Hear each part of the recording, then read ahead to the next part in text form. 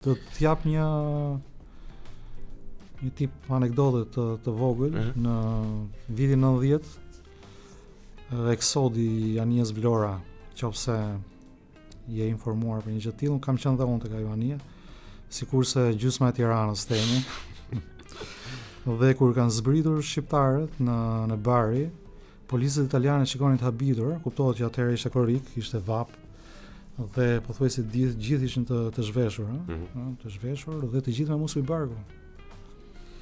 Dhe kuptohet që Italia ishte në atë kohë, kjo më kishte filluar ajo faza e implementimit, kishte filluar faza e implementimit të piramidës ushqimore, ndryshimet dietike, si gjithandej fast foodet, ushqimet e shpejta e tjerë, dhe popullsia italiane kishte filluar të ndjente këto ndryshimet, kishte filluar obeziteti të bëj, dhe kuptohet që vështirësi që ata mund të hasin qoftë në palestra për të bërë abdominal.